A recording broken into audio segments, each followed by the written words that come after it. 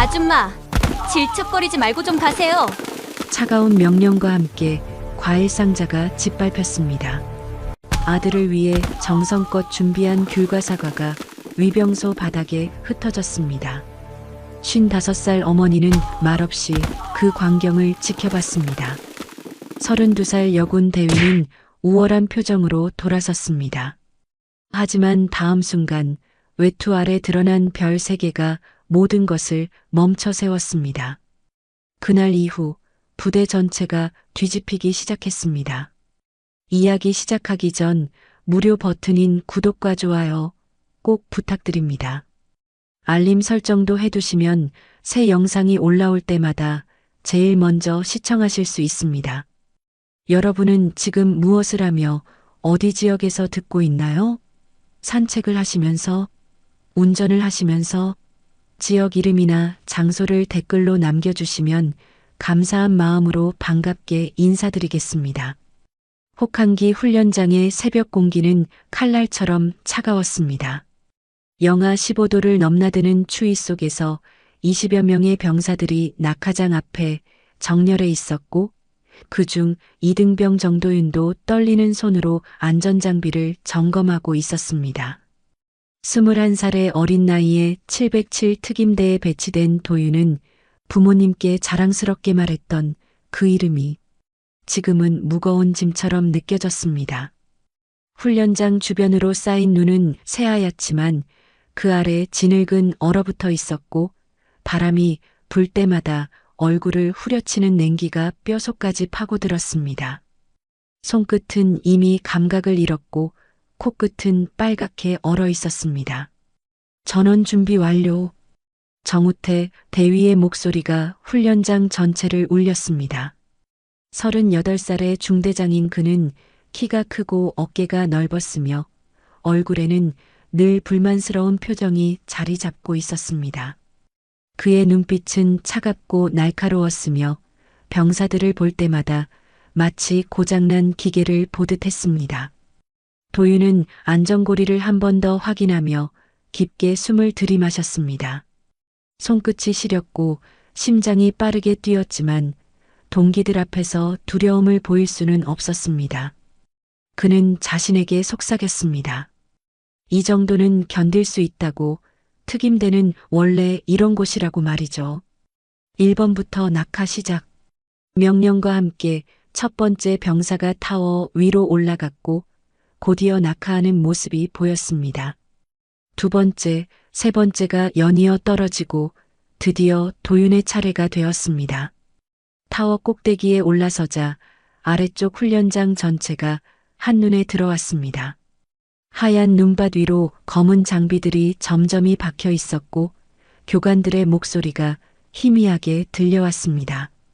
도윤은 안전고리를 로프에 걸고 발끝을 타워 끝으로 내밀었습니다. 순간 다리가 후들거렸지만 그는 이를 악물고 몸을 앞으로 기울였습니다. 바람이 귓가를 스치며 지나갔고 그 순간 세상이 느리게 움직이는 것 같았습니다. 그런데 바로 그 순간이었습니다. 발을 디딘 금속판이 얇게 얼어있던 눈 때문에 미끄러웠고 도윤의 몸이 예상보다 빠르게 기울어졌습니다. 중심을 잡으려 했지만 이미 늦었습니다. 몸이 공중으로 튕겨나가며 로프에 걸린 안전고리가 팽팽하게 당겨졌고 그 충격으로 도윤의 왼손목이 로프와 고리 사이에 끼었습니다.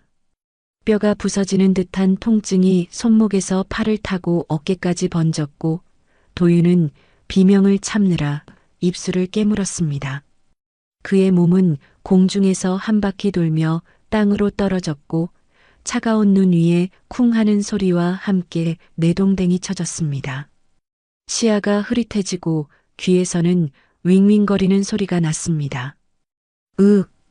도윤은 신음을 흘리며 왼손목을 감싸 쥐었습니다.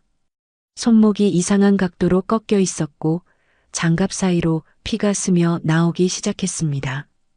눈 위로 붉은 점들이 번지며 흰 바탕을 물들였고 도윤의 얼굴은 창백하게 변했습니다.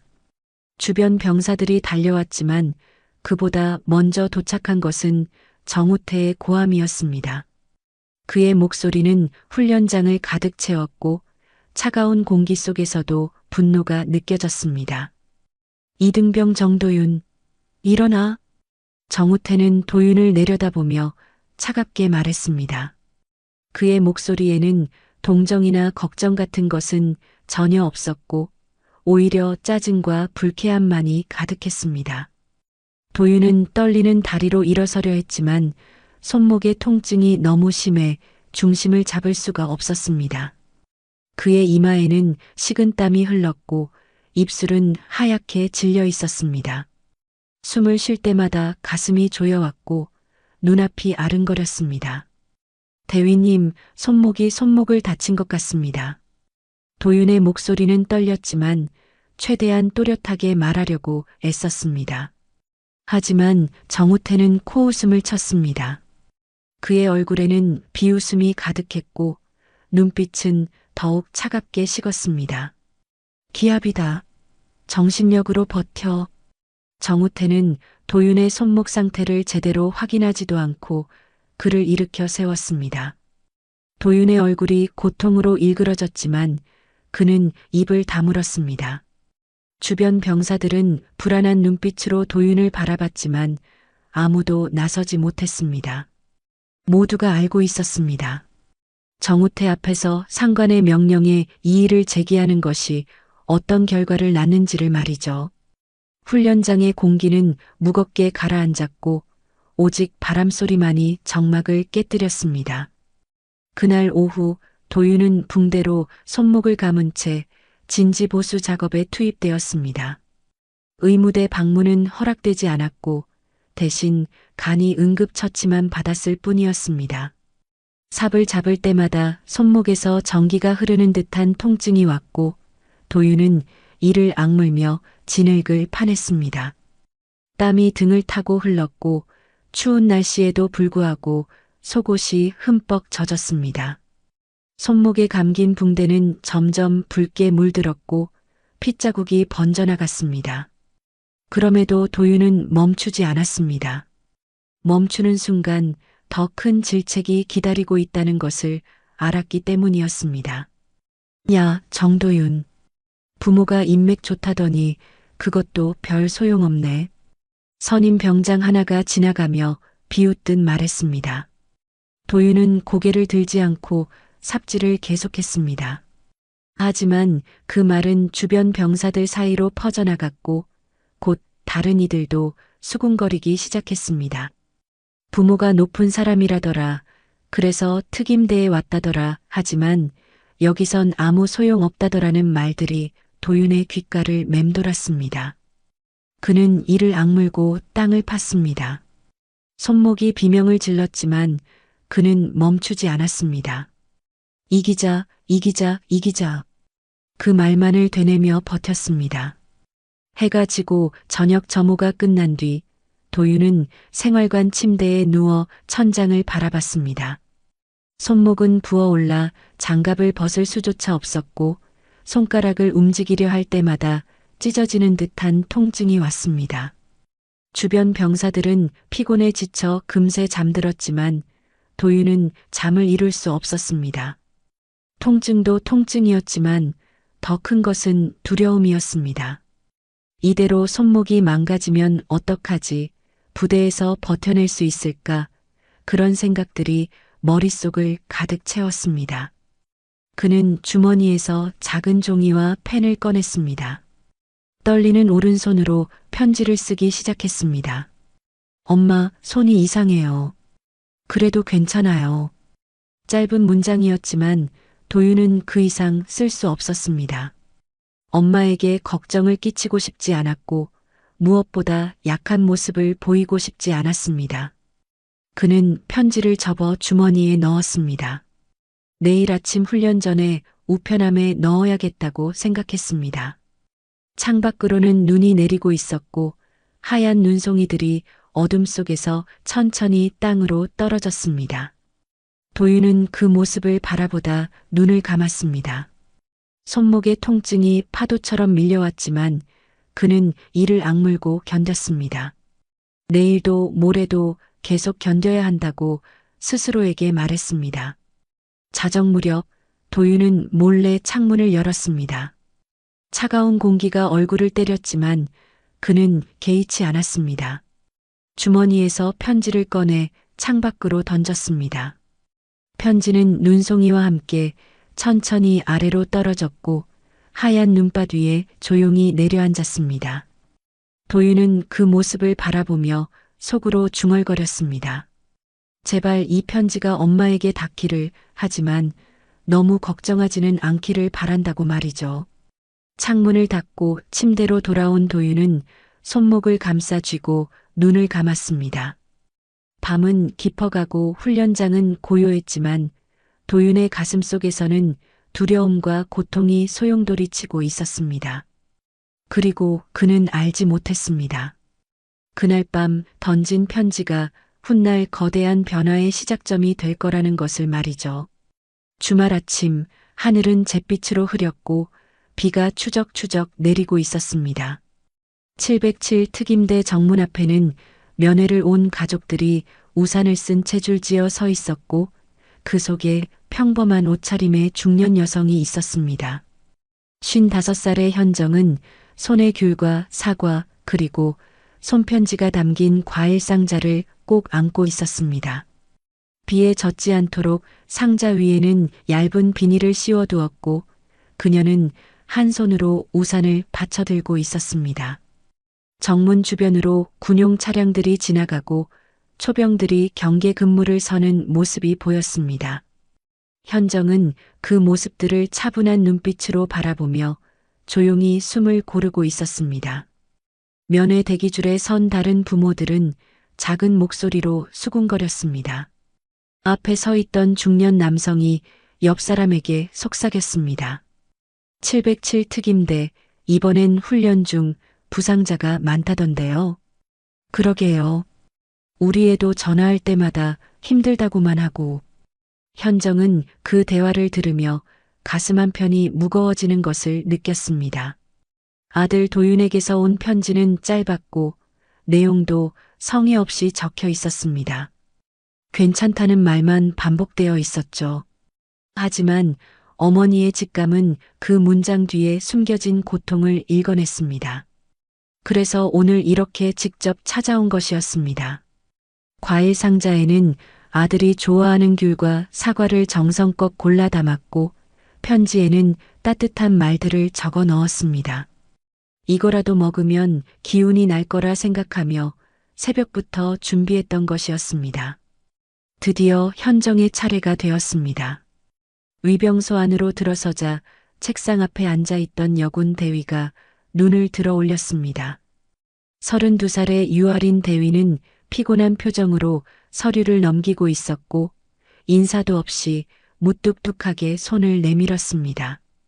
현정은 방문 신청서를 건넸고 하리는 그것을 대충 훑어본 뒤 컴퓨터 화면을 확인했습니다. 화면 속에는 도윤의 이름과 소속이 표시되어 있었고 그 옆으로 빨간색 표시가 깜빡이고 있었습니다. 하린의 눈빛이 순간 변했고 그녀는 재빨리 책상 서랍에서 휴대전화를 꺼내 확인했습니다. 바로 전날 밤 하린은 오재현 준장으로부터 문자 메시지를 받았었습니다. 특정 여성 방문 시 즉시 통제, 사유 불문 지연 대응. 그 메시지의 의미를 완전히 이해하지는 못했지만 상급자의 명령이었기에 머릿속에 새겨두었던 것이었습니다. 그리고 지금 화면 속 빨간 표시가 바로 그 대상을 의미한다는 것을 알았습니다. 하리는 현정을 다시 바라봤습니다. 평범해 보이는 중년 여성이었지만 무언가 특별한 이유가 있을 거라 생각했습니다. 그녀는 입술을 꾹 다물고 서류를 내려놓았습니다. 면회 신청이 접수되었습니다만 외부 음식물 반입은 불가합니다. 하린의 목소리는 차갑고 사무적이었습니다. 현정은 손에 든 과일 상자를 내려다보며 부드럽게 말했습니다. 아이가 손목을 다쳐서요. 직접 싸운 겁니다. 규정상 문제가 있다면 검사를 받아도 좋습니다. 하지만 하리는 고개를 저었습니다. 그녀의 얼굴에는 어떤 감정도 드러나지 않았고 오직 명령을 수행하겠다는 의지만이 느껴졌습니다. 규정은 규정입니다. 돌아가세요. 현정은 잠시 하린을 바라봤습니다. 그녀의 눈빛 속에는 무언가 불편함이 있었고 손끝이 미세하게 떨리고 있다는 것을 알아챘습니다. 명령에 따르고 있지만 완전히 확신하지는 못하는 사람의 모습이었죠. 현정은 조용히 과일 상자를 바닥에 내려놓았습니다. 그 순간 할인의 무전기에서 잡음 섞인 목소리가 흘러나왔고 옆에 서 있던 이등병이 할인에게 다가와 작은 목소리로 속삭였습니다. 대위님, 지금 그분 맞습니다. 할인의 얼굴이 굳었습니다. 그녀는 다시 한번 현정을 바라봤고 갑자기 불쾌한 감정이 밀려오는 것을 느꼈습니다. 왜 자신에게 이런 일을 시키는지, 왜 이 여성이 특별관리 대상인지 알 수 없었지만 명령은 명령이었습니다. 그녀는 자리에서 일어나 과일 상자 앞으로 걸어갔습니다. 비닐이 씌워진 상자 속으로 노란 귤과 빨간 사과가 보였고 그 위에 하얀 봉투가 놓여 있었습니다. 하리는 발끝으로 상자를 밀었습니다. 규정 위반은 처벌 사유입니다. 그녀의 발이 상자를 건드리는 순간 귤 하나가 상자 밖으로 굴러나왔습니다. 노란 귤이 바닥을 구르며 현정의 발 앞에 멈춰 섰고 그 뒤를 이어 사과 하나가 떨어져 나왔습니다. 손편지가 든 봉투도 상자 밖으로 튀어나와 빗물에 젖기 시작했습니다. 봉투 위에 적힌 도윤이라는 이름이 빗물에 번지며 흐릿해졌고 잉크가 번져나가는 모습이 마치 눈물처럼 보였습니다. 정문 주변에 있던 장병들이 그 광경을 지켜봤고 면회줄에 서 있던 사람들도 숨을 죽였습니다. 현정은 짓밟힌 과일 상자를 조용히 바라봤습니다. 그녀의 얼굴에는 아무런 표정도 없었지만 눈빛 속에는 차가운 무언가가 피어오르고 있었습니다. 분노도 아니고 슬픔도 아닌 그보다 더 깊은 곳에서 올라오는 감정이었습니다. 30년을 군에서 살아온 사람으로서 그리고 한 아이의 어머니로서 느끼는 복잡한 감정이었죠. 규정이 사람을 짓밟는 순간 그것은 더 이상 규정이 아니라는 생각이 들었습니다. 현정은 천천히 입고 있던 긴 코트의 단추를 풀기 시작했습니다. 하나, 둘, 셋. 단추가 풀릴 때마다 주변의 공기가 조금씩 무거워졌습니다. 현정은 코트를 벗어 팔에 걸쳤고 그 아래 군복이 드러났습니다. 깔끔하게 다려진 정복 위로 어깨에 박힌 별이 빛났습니다. 하나, 둘, 셋. 별 3개가 아침 빛 속에서도 선명하게 빛나고 있었습니다. 제7기동 군단장의 계급장이었습니다. 위병소 안의 공기가 순식간에 얼어붙었고 할인의 손에서 무전기가 떨어져 바닥에 떨어졌습니다. 쿵 하는 소리가 정적을 깨뜨렸고 주변에 있던 병사들이 본능적으로 차렷 자세를 취했습니다. 경례. 누군가의 외침과 함께 일제히 경례가 올라갔습니다. 할인은 창백한 얼굴로 현정을 바라봤고 그녀의 다리가 후들거리기 시작했습니다. 입술이 파르르 떨렸고 말이 제대로 나오지 않았습니다. 현정은 할인을 차분하게 바라보며 낮고 단호한 목소리로 말했습니다. 규정이 사람을 짓밟으면 그것은 더 이상 규정이 아닙니다. 그 한마디가 위병소 전체를 가득 채웠습니다. 비는 계속 내리고 있었고 바닥에 떨어진 귤과 사과는 빗물에 젖어 있었습니다.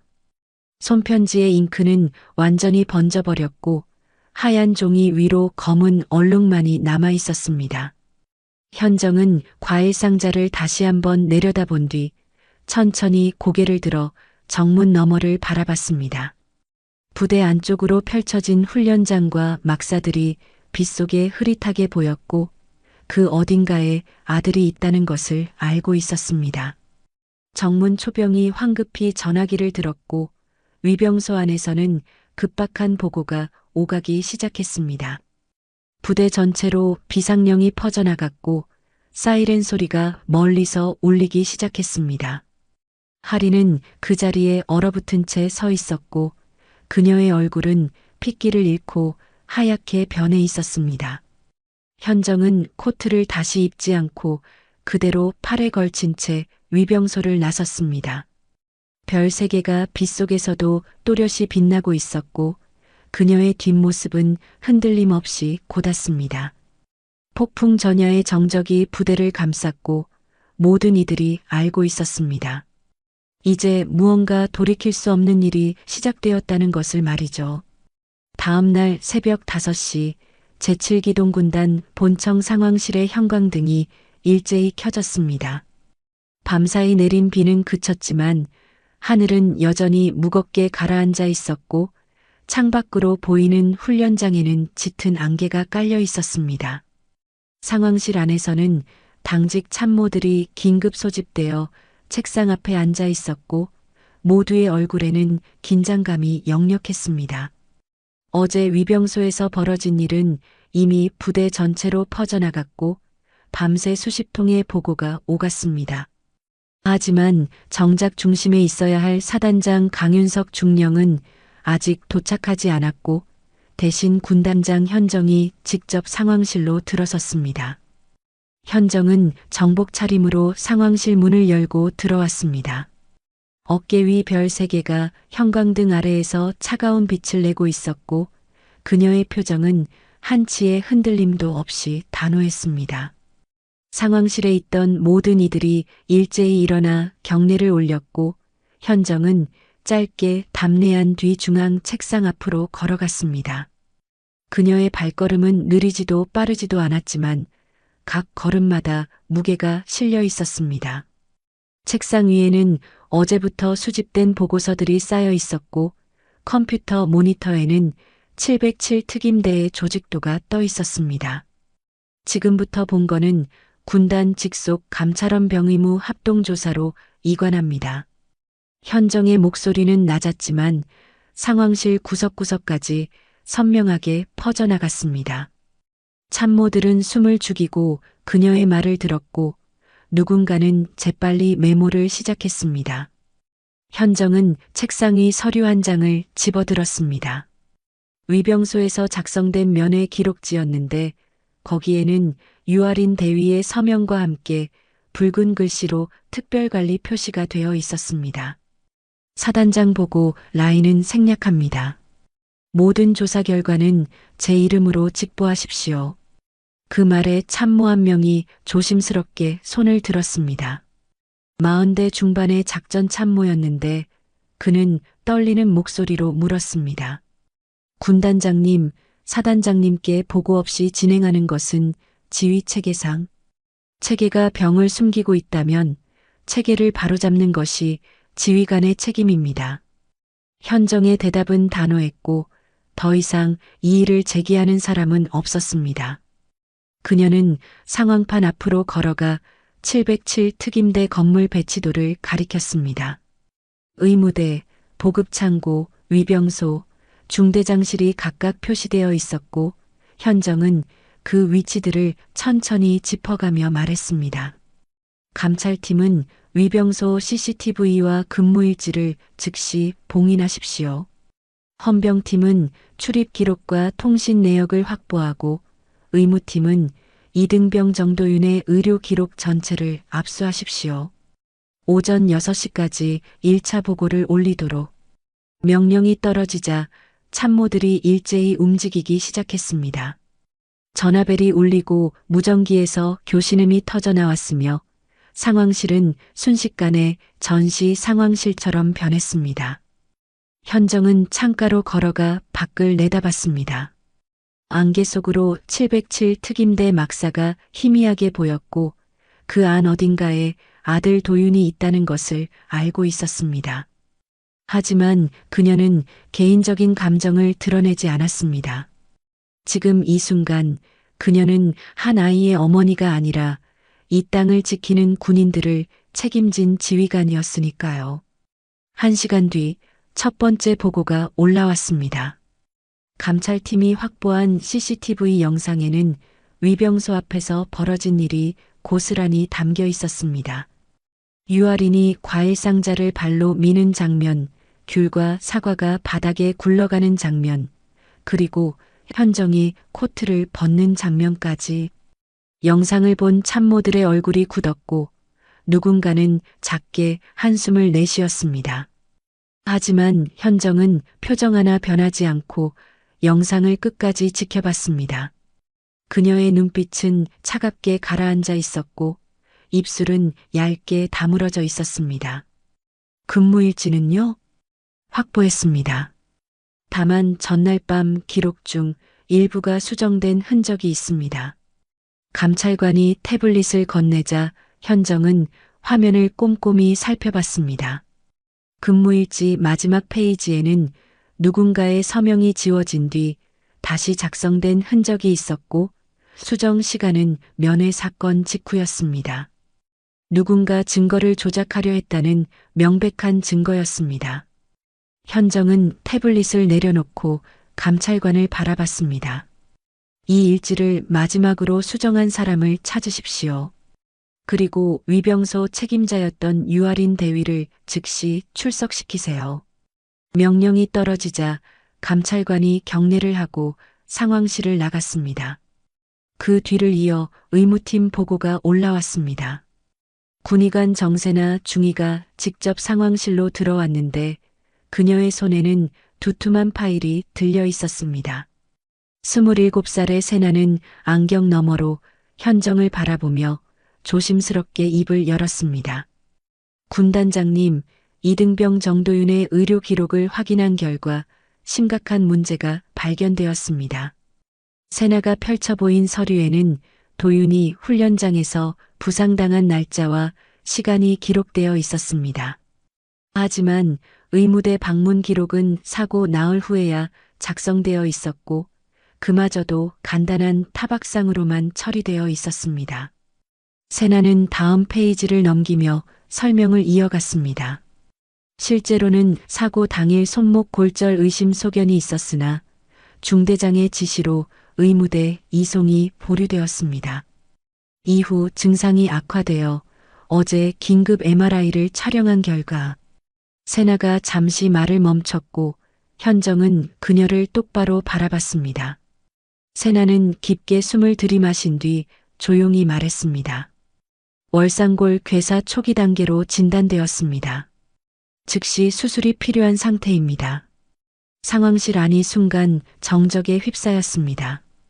월상골 괴사는 손목뼈가 썩어 들어가는 질환으로 제때 치료하지 않으면 평생 장애로 이어질 수 있는 심각한 병이었습니다.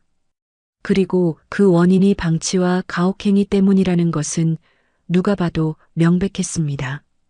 현정은 서류를 천천히 덮으며 세나에게 물었습니다. 지금 당장 수술이 가능합니까? 수도병원으로 이송하면 가능합니다. 하지만 시간이 중요합니다. 즉시 이송 조치하십시오. 헬기를 준비시키고 최고의 정형외과 전문의를 섭외하세요. 현정의 명령에 세나가 경례를 올리고 상황실을 나갔습니다. 그 모습을 지켜보던 참모 한 명이 조심스럽게 물었습니다. 군단장님, 부대 내 소문이 확산되고 있습니다. 병사들 사이에서 불안감이 커지고 있고 불안한 것은 진실이 아니라 거짓 때문입니다. 진실을 밝히면 불안은 사라질 겁니다. 현정의 말에 참모는 더 이상 말을 잇지 못했습니다. 그녀는 다시 상황판 앞으로 걸어가 707 특임대 조직도를 바라봤습니다. 중대장 정우태, 작전참모 강윤석, 보급 담당 서진만, 그 이름들을 하나하나 짚어가며 현정은 생각했습니다. 이것은 단순히 한 병사의 부상 사건이 아니었습니다. 조직 전체가 썩어 있었고 그 썩은 부분을 도려내지 않으면 더 많은 희생자가 나올 것이라는 것을 알고 있었습니다. 오늘 이후 모든 진실은 내 이름으로 보고하라고 했습니다. 현정은 상황실에 모인 참모들을 천천히 둘러보며 말했습니다. 그녀의 목소리는 여전히 낮고 차분했지만 그 안에는 흔들리지 않는 의지가 담겨 있었습니다. 이 사건은 개인의 모욕이 아닙니다. 이것은 조직의 병입니다. 우리가 지금 바로잡지 않으면 이 병은 계속해서 번져나갈 겁니다. 그러니 두려워하지 마십시오. 진실은 반드시 드러나게 되어 있습니다. 그 말과 함께 현정은 책상 위에 놓인 명령서에 서명을 했습니다. 707 특임대 전체에 대한 비상 감찰 명령이었고 모든 인원의 면담과 조사가 시작될 예정이었습니다. 펜을 놓는 순간 상황실 밖에서 헬기 프로펠러 돌아가는 소리가 들려왔습니다. 도윤을 수도병원으로 이송하기 위한 헬기였습니다. 현정은 창가로 걸어가 헬기가 이륙하는 모습을 지켜봤습니다. 안개를 뚫고 올라가는 헬기는 점점 작아지더니 하늘 저편으로 사라졌습니다. 해가 떠오르기 시작했고 안개가 조금씩 걷히면서 훈련장의 모습이 드러났습니다. 병사들이 아침 점호를 위해 광장에 모이고 있었고 평소와 다름없는 하루가 시작되는 것처럼 보였습니다. 하지만 현정은 알고 있었습니다. 오늘부터 이 부대는 완전히 달라질 것이라는 것을. 진실이 밝혀지는 과정은 고통스럽겠지만 그 끝에는 더 나은 조직이 기다리고 있을 것이라는 것을 말이죠. 현정은 별이 박힌 어깨를 곧게 펴고 상황실을 나섰습니다. 새벽의 차가운 공기가 얼굴을 스쳤지만 그녀의 발걸음은 흔들림이 없었습니다. 오전 10시 707 특임대 본관 회의실에는 감찰팀, 의무팀, 헌병팀이 각각 자리를 잡고 첫 합동 회의를 시작했습니다. 회의실 정면 화이트보드에는 조사 대상자 명단이 빼곡하게 적혀 있었고 그 옆으로 증거 목록이 나열되어 있었습니다. CCTV 영상, 근무일지, 의료기록, 보급장부. 각각의 항목마다 빨간 펜으로 동그라미가 쳐져 있었고 의문점을 나타내는 물음표가 여러 개 붙어 있었습니다. 회의실 안은 긴장감으로 가득했고 조사관들은 각자 받은 자료를 펼쳐놓고 꼼꼼히 살펴보고 있었습니다. 감찰팀을 이끄는 김대령은 56살의 베테랑 조사관으로 군 생활 30년 동안 수많은 비리 사건을 다뤄온 인물이었습니다. 그는 안경을 벗어 닦으며 천천히 입을 열었습니다. 어제부터 관련자 면담을 시작했습니다만 대부분 입을 다물고 있습니다. 중대장 정우태 대위는 훈련 중 발생한 경미한 사고라고만 주장하고 있고 현장에 있던 병사들도 모두 같은 진술을 반복하고 있습니다. 김대령의 목소리에는 답답함이 묻어났습니다. 조사를 시작한 지 하루가 지났지만 벽에 부딪힌 느낌이었습니다. 그는 노트북을 열어 면담 기록을 화면에 띄웠고 프로젝터를 통해 벽면에 그 내용이 투사되었습니다. 정우태와의 면담 기록이었는데 거기에는 짧고 건조한 답변들만 가득했습니다. 이등병 정도윤의 부상은 본인의 부주의 때문이었습니다. 의무대 이송은 본인이 거부했습니다. 가혹행위는 없었습니다. 헌병팀장 박소령이 자료를 넘기며 끼어들었습니다. 그는 42살의 날카로운 인상을 가진 조사관으로 이번 사건에서 통신 기록과 출입 내역을 담당하고 있었습니다. 출입 기록에서도 이상한 점이 발견되었습니다. 사고 당일 밤 보급 창고에 누군가 출입한 기록이 있는데 서명이 지워져 있습니다. 그리고 위병소 근무일지도 같은 시간대에 수정된 흔적이 있고요. 누가 수정했습니까? 김대령의 질문에 박소령은 고개를 저었습니다. 확인이 불가능합니다. 전산 기록은 삭제되었고 수기장부는 누군가 물을 쏟은 것처럼 번져 있습니다. 의도적인 증거 인멸로 보입니다. 회의실에 무거운 침묵이 흘렀습니다. 조사는 시작부터 난관에 부딪혔고 관련자들은 마치 짜고 친 듯이 일관된 진술을 반복하고 있었습니다. 의무팀에서 나온 세나 중위가 조심스럽게 손을 들었습니다. 의료 기록 쪽에서도 문제가 있습니다. 이등병 정도윤이 처음 의무대를 방문했을 때 작성된 초진 기록이 사라졌습니다. 전산 시스템에는 백업이 없고 종이 차트도 찾을 수 없습니다. 의무병은 뭐라고 합니까? 기억이 안 난다고만 합니다. 당일 근무자가 여러 명이었는데 모두 같은 대답입니다. 세나의 목소리는 떨렸지만 그녀는 끝까지 보고를 이어갔습니다. 그녀는 이 사건이 단순한 사고가 아니라는 것을 알고 있었고 누군가 조직적으로 증거를 인멸하고 있다는 것을 느끼고 있었습니다. 하지만 그것을 증명할 방법이 없었습니다.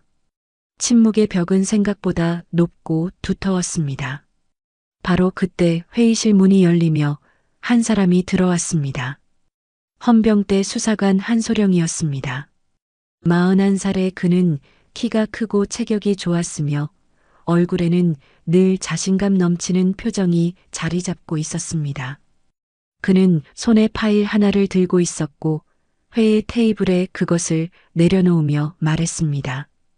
제가 추가 조사를 진행했습니다. 병사들 면담 결과 이등병 정도윤이 평소 훈련 태도가 불성실했다는 증언이 여러 건 나왔습니다. 그의 말에 회의실 분위기가 미묘하게 변했습니다.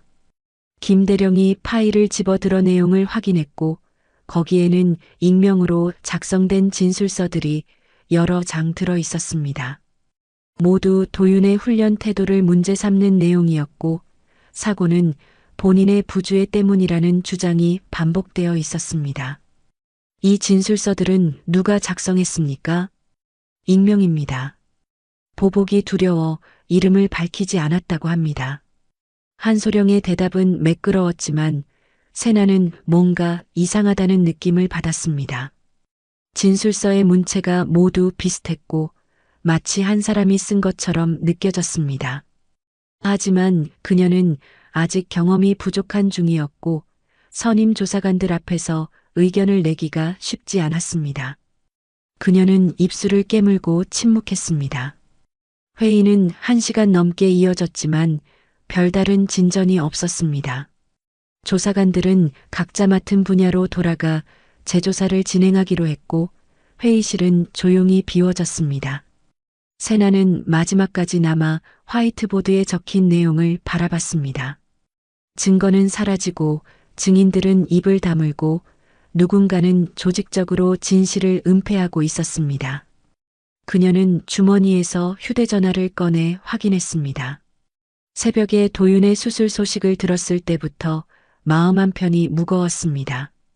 21살 청년이 평생 손목 장애를 안고 살 수도 있다는 사실이 그녀를 괴롭혔습니다. 오후 2시 세나는 의무대 자료실로 향했습니다. 공식 기록은 사라졌지만 혹시 다른 방법이 있을지도 모른다는 생각이 들었습니다. 자료실은 지하에 있었고 형광등이 깜빡이는 좁은 복도를 지나야 했습니다. 문을 열고 들어서자 먼지 냄새와 함께 오래된 서류 냄새가 코를 찔렀습니다. 선반에는 수년치의 의무 기록이 쌓여 있었고 세나는 그 중에서 최근 3개월치 기록을 찾아 펼쳤습니다. 한 장 한 장 넘기며 확인하던 중 그녀는 작은 메모지 하나를 발견했습니다. 의무병이 개인적으로 적어둔 것처럼 보이는 메모였는데 거기에는 날짜와 함께 간단한 내용이 적혀 있었습니다. 이등병 정, 손목 부종 심함, 골절 의심, 중대장 지시로 귀가 조치. 세나의 심장이 빠르게 뛰기 시작했습니다. 이것은 공식 기록은 아니지만 당시 상황을 증명할 수 있는 중요한 증거였습니다. 그녀는 메모지를 조심스럽게 접어 주머니에 넣었습니다. 하지만 바로 그 순간 자료실 문이 열렸습니다. 누군가 들어오는 발소리가 들렸고 세나는 반사적으로 몸을 낮췄습니다. 선반 사이로 살짝 고개를 내밀어 보니 한소령이 자료실 안으로 들어오고 있었습니다. 그는 주변을 살피더니 재빨리 선반으로 다가가 특정 파일을 꺼내기 시작했습니다. 세나는 숨을 죽이고 그 모습을 지켜봤습니다. 한소령은 파일 몇 개를 가방에 넣더니 서둘러 자료실을 나갔습니다. 문이 닫히는 소리가 복도에 울렸고 세나는 그제야 긴장을 풀고 숨을 내쉬었습니다. 그녀는 한소령이 가져간 선반으로 다가갔습니다. 거기에는 작년 12월부터 올해 2월까지의 보급 기록이 있어야 했지만 그 자리는 텅 비어 있었습니다. 세나는 그 빈 공간을 바라보며 깨달았습니다. 이것은 단순한 사고 은폐가 아니라 더 큰 비리와 연결되어 있다는 것을요. 그리고 한소령이 그 비리의 한 축을 담당하고 있다는 것도 말이죠. 그녀는 휴대전화를 꺼내 조심스럽게 빈 선반 사진을 찍었습니다. 증거는 사라졌지만 증거가 사라진 흔적도 증거가 될 수 있었습니다. 저녁 6시 세나는 군단 본청으로 향했습니다. 그녀는 발견한 메모지와 빈 선반 사진을 직접 현정에게 보고하기로 결심했습니다. 공식 라인을 통하면 또다시 정보가 새어나갈 수 있었습니다. 본청 복도는 조용했고 저녁 근무조만이 남아 있었습니다. 세나는 군단장실 앞에 서서 노크를 했고 안에서 들어오라는 목소리가 들렸습니다. 문을 열고 들어서자 현정이 책상 앞에 앉아 서류를 검토하고 있었습니다. 그녀는 세나를 보자 손짓으로 앉으라고 했고 세나는 긴장한 얼굴로 의자에 앉았습니다. 현정은 펜을 내려놓고 세나를 바라봤습니다. 그녀의 눈빛은 차분했지만 그 안에는 모든 것을 꿰뚫어 보는 듯한 날카로움이 있었습니다. 무슨 일입니까? 중위. 군단장님, 보고 드릴 것이 있습니다. 공식 경로가 아니라 죄송하지만 세나는 주머니에서 메모지를 꺼내 책상 위에 올려놓았습니다. 그리고 휴대전화를 꺼내 빈 선반 사진을 보여주며 오늘 자료실에서 목격한 일을 상세히 설명했습니다. 현정은 말없이 듣다가 메모지를 집어들어 꼼꼼히 읽었습니다. 중대장 지시로 귀가 조치라는 문장을 읽을 때 그녀의 눈빛이 순간 차갑게 가라앉았습니다. 잘했습니다, 중위. 이 메모지는 제가 보관하겠습니다. 그리고 한소령에 대한 감시를 강화하십시오. 하지만 절대 들키지 마세요. 알겠습니다, 군단장님. 세나가 경례를 올리고 돌아서려는 순간 현정이 다시 불렀습니다. 중위, 두렵습니까? 세나는 잠시 망설이다가 고개를 끄덕였습니다. 조금은 두렵습니다. 하지만 이것이 옳은 일이라는 것을 알고 있습니다. 현정은 희미하게 미소 지었습니다. 그것은 격려의 미소였고 동시에 신뢰의 표시였습니다. 용기는 두려움이 없는 것이 아닙니다. 두려움을 알면서도 옳은 일을 하는 것이죠. 중위는 이미 용감합니다. 그 말에 세나의 가슴이 뜨거워졌습니다. 그녀는 다시 한번 경례를 올리고 군단장실을 나왔습니다. 복도는 여전히 어두웠지만 그녀의 발걸음은 이전보다 가벼웠습니다. 침묵의 벽은 높았지만 작은 균열이 생기기 시작했습니다. 그리고 그 균열은 곧 무너질 벽의 시작이 될 것이었습니다.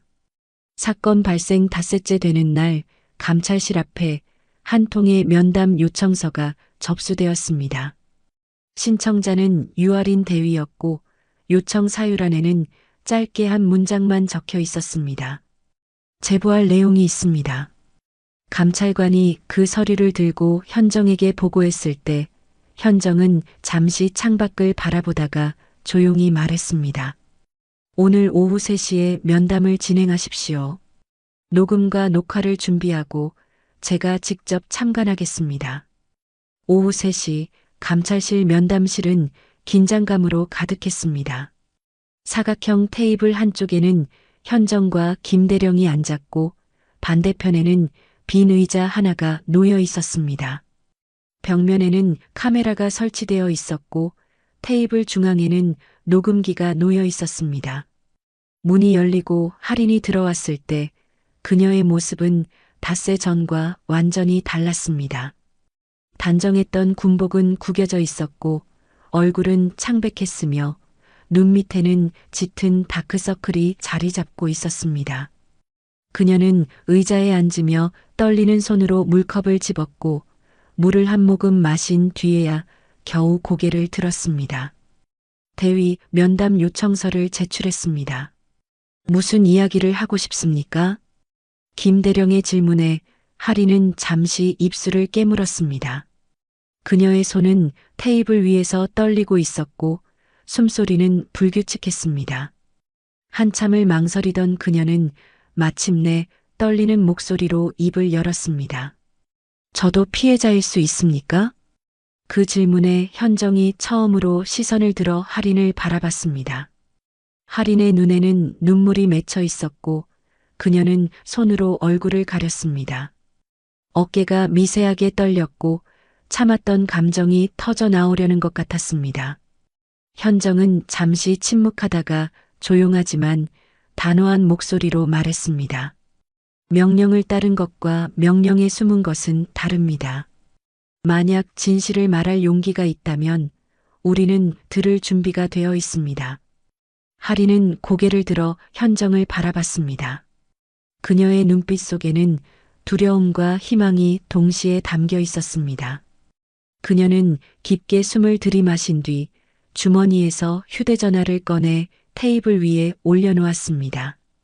사건 전날 밤 저는 오재현 준장님으로부터 문자 메시지를 받았습니다. 할인이 휴대전화를 열어 메시지 화면을 보여주자 김대령이 재빨리 사진을 찍었습니다. 화면에는 짧지만 명확한 문장이 적혀 있었습니다. 특정 여성 방문 시 즉시 통제, 사유 불문 지연 대응. 발신 시각은 사건 전날 밤 11시였고 발신자는 오재현이었습니다. 현정은 화면을 조용히 바라봤고 그녀의 입술이 가늘게 움직였습니다. 그 메시지를 받고 무엇을 했습니까? 처음에는 무슨 의미인지 몰랐습니다. 하지만 다음날 위병소 컴퓨터에 특정 방문자 표시가 떴고 그분이 바로 그 대상이라는 것을 알았습니다. 할인의 목소리는 점점 작아졌고 그녀는 손으로 얼굴을 감쌌습니다. 몇 초간의 침묵 뒤 그녀는 눈물을 닦으며 말을 이었습니다. 명령을 어기면 인사고과에서 끝납니다. 저는 그게 두려웠습니다. 그래서 그냥 규정을 핑계로 막았습니다. 과일 상자를 밀쳤을 때 제 안에서 무언가 부서지는 소리가 들렸습니다. 그녀의 고백은 진실했고 고통스러웠습니다. 하리는 울먹이며 계속 말했습니다. 코트를 벗으시고 별이 보였을 때 저는 제가 얼마나 비겁한 사람인지 알았습니다. 명령 뒤에 숨어서 한 사람을 짓밟았다는 것을요. 닷새 동안 잠을 잘 수가 없었습니다. 그 귤이 굴러가는 모습이, 편지가 젖는 모습이 계속 눈에 밟혔습니다. 현정은 할인을 조용히 바라봤습니다. 그녀의 눈빛에는 분노가 아니라 안타까움이 담겨 있었습니다. 조직의 병폐가 한 사람을 어떻게 무너뜨리는지, 그리고 그 사람이 다시 일어서기 위해 얼마나 큰 용기가 필요한지 알고 있었습니다. 대위는 지금 무엇을 원합니까? 용서를 구하고 싶지 않습니다. 그럴 자격이 없으니까요. 다만 진실을 밝히는데 도움이 되고 싶습니다. 제가 아는 것을 모두 말씀드리겠습니다. 하리는 가방에서 USB 하나를 꺼내 테이블 위에 올려놓았습니다. 김대령이 그것을 집어들자 하리는 설명을 시작했습니다. 위병소 천장 석고보드 안쪽에 백업 서버가 숨겨져 있습니다. 공식 서버에서 삭제된 CCTV 영상들이 거기에 저장되어 있습니다. 그리고 이 USB에는 그 위치와 접속 방법이 담겨 있습니다. 어떻게 그런 것을 알았습니까? 작년에 위병소 시설 점검을 했을 때 우연히 발견했습니다.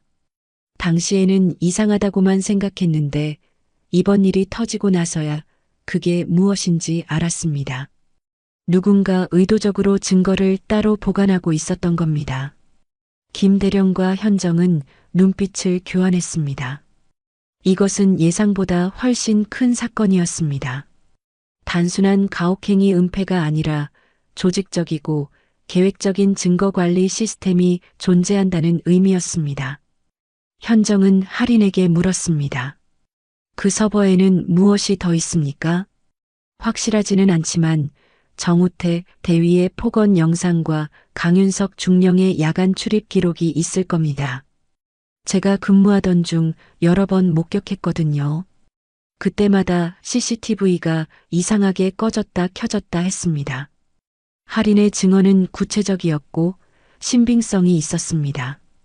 그녀는 주머니에서 손으로 그린 약도를 꺼내 테이블 위에 펼쳤습니다. 위병소 내부 구조와 천장 서버의 위치가 상세히 표시되어 있었고 접근 방법까지 적혀 있었습니다. 언제 이걸 준비했습니까? 사흘 전부터입니다. 매일 밤 기억을 더듬어가며 그렸습니다. 제가 할 수 있는 건 이것밖에 없었습니다. 현정은 약도를 집어들고 꼼꼼히 살펴봤습니다. 그녀의 눈빛이 점점 날카로워졌고 입가에는 미세한 미소가 떠올랐습니다. 드디어 돌파구가 보이기 시작했습니다. 그녀는 약도를 내려놓고 할인을 바라봤습니다. 대위, 이 증언이 사실로 확인되면 대위는 증인 신분으로 보호받게 됩니다. 하지만 동시에 초기 행위에 대한 책임도 져야 합니다. 그걸 알고 있습니까? 알고 있습니다. 제가 한 일은 변명할 수 없습니다. 처벌을 받더라도 감수하겠습니다. 할인의 목소리는 떨렸지만 단호했습니다. 그녀는 눈물을 닦으며 고개를 숙였습니다. 현정은 잠시 침묵하다가 입을 열었습니다. 변명은 죄를 가볍게 하지 않습니다. 하지만 고백은 사람을 다시 시작하게 합니다. 대위가 오늘 보여준 용기는 기억될 것입니다. 그 말에 할인은 참았던 눈물을 터뜨리고 말았습니다. 어깨가 흔들렸고 작은 흐느낌이 면담실을 채웠습니다. 현정은 자리에서 일어나 할인의 어깨에 손을 올렸습니다. 그것은 위로이자 격려였고 동시에 신뢰의 표시였습니다. 대위는 이제 증인입니다. 안전을 보장하겠습니다. 그리고 청문회에서 다시 한번 진실을 말해야 할 겁니다. 그때도 오늘처럼 할 수 있겠습니까? 할인은 눈물을 닦으며 고개를 끄덕였습니다. 할 수 있습니다. 아니, 해야 합니다. 제가 침묵한다면 더 많은 사람이 다칠 테니까요. 면담은 2시간 넘게 이어졌습니다. 할인은 자신이 목격한 모든 것을 진술했고 김대령은 한 글자도 빠짐없이 기록했습니다. 면담이 끝나고 할인이 나간 뒤 현정은 창가로 걸어가 밖을 바라봤습니다. 해가 서쪽으로 기울고 있었고 훈련장에는 긴 그림자가 드리워져 있었습니다. 대령, 오늘 밤 작전을 시작합니다. 위병소 서버 확보 말씀이십니까? 그렇습니다. 새벽 4시 가장 조용한 시간에 움직이겠습니다. 감찰팀과 헌병팀을 동원하고 절대 정보가 새지 않도록 하십시오. 김대령이 경례를 올리고 나가자 현정은 다시 창밖을 바라봤습니다. 할인의 눈물이 떠올랐습니다. 명령 뒤에 숨었던 사람이 양심을 회복하기까지 얼마나 큰 고통을 겪었을지 짐작할 수 있었습니다. 그리고 그 고통이 헛되지 않도록 이제는 모든 진실을 밝혀야 할 때였습니다. 현정은 책상으로 돌아가 작전 계획서를 펼쳤습니다. 밤이 깊어가고 있었고 내일 새벽이면 모든 것이 달라질 것이었습니다. 균열은 이미 시작되었고 이제 그 균열을 따라 무너질 벽을 무너뜨릴 차례였습니다. 새벽 4시 707 특임대 위병소 주변은 칠흑 같은 어둠에 쌓여 있었습니다. 당직 병사 한 명만이 초소에 앉아 졸고 있었고 부대 전체는 고요했습니다. 그 고요함을 깨뜨리며 검은색 군용 차량 세대가 조용히 위병소 뒤편으로 접근했습니다. 헤드라이트를 끈 채 천천히 움직이는 차량에서 감찰팀과 헌병팀 요원들이 내렸고 그들은 손짓으로만 신호를 주고받으며 건물을 포위했습니다. 현정도 그 중에 있었습니다. 그녀는 방탄조끼를 착용하고 있었고 손에는 할인이 그린 약도를 들고 있었습니다. 김대령이 현정 옆으로 다가와 작은 목소리로 속삭였습니다. 군단장님, 건물 내부는 확보했습니다. 당직자는 별도 공간에 대기시켰고요. 좋습니다. 들어갑시다. 현정을 선두로 일행이 위병소 안으로 들어갔습니다. 형광등을 켜지 않고 손전등만으로 내부를 비추며 이동했고 복도를 지나 할인이 표시한 방으로 향했습니다. 그곳은 평범한 자료 보관실처럼 보였지만 천장을 올려다본 현정의 눈빛이 날카로워졌습니다. 석고보드 한 부분이 다른 곳과 미묘하게 색이 달랐고 약간 처진 듯한 흔적이 있었습니다. 저기입니다. 김대령이 사다리를 가져왔고 감찰팀 요원 한 명이 올라가 천장을 조심스럽게 눌러봤습니다. 석고보드가 쉽게 들어 올려졌고 그 안쪽으로 작은 서버 장비가 보였습니다. 검은색 박스 형태의 서버에는 여러 개의 케이블이 연결되어 있었고 녹색 LED 불빛이 깜빡이고 있었습니다. 요원이 서버를 조심스럽게 꺼내 아래로 내려주자 김대령이 그것을 받아 책상 위에 올려놓았습니다.